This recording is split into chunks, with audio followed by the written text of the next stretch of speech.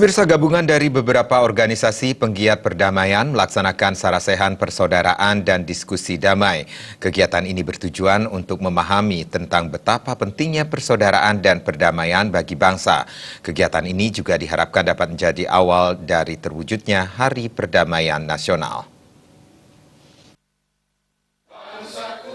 Sarasehan dan diskusi damai ini digelar oleh para penggiat perdamaian agar dapat mengakrabkan sesama peserta sarasehan yang berasal dari berbagai organisasi masyarakat di Bali. Diskusi damai mengambil tema, Damai itu Ida, Damai itu Upaya.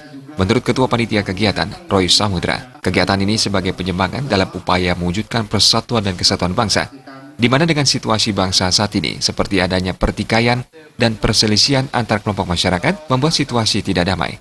Selain itu, kedamaian juga diganggu adanya perbedaan pendapat di media sosial yang lebih mengarah ke isu-isu yang mengakibatkan perpecahan. Kegiatan ini diharapkan menjadi awal dalam mewujudkan Hari Perdamaian Nasional dalam rangka mewujudkan keutuhan NKRI.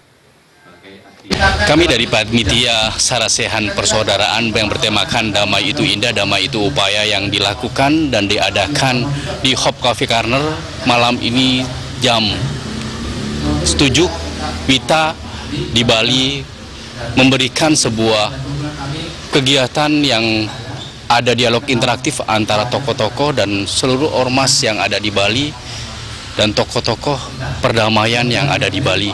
Dan kami berharap nantinya dengan kegiatan ini akan memberikan embrio atau virus perdamaian kepada seluruh pelosok negeri ini yang saat ini sedang dicabik-cabik dengan sebuah pertikaian antar saudara, suku, ras, dan agama.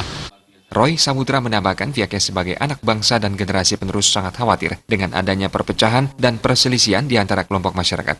Untuk itu bersama ormas penggiat perdamaian ini akan terus melakukan upaya dalam rangka mewujudkan perdamaian bangsa di bawah Negara Kesatuan Republik Indonesia. Sarasehan dan diskusi damai ini menghadirkan narasumber Gus Dur, Andi Prawira, serta Ketut Darbika dengan dihadiri oleh perwakilan dari beberapa ormas yang ada di Bali.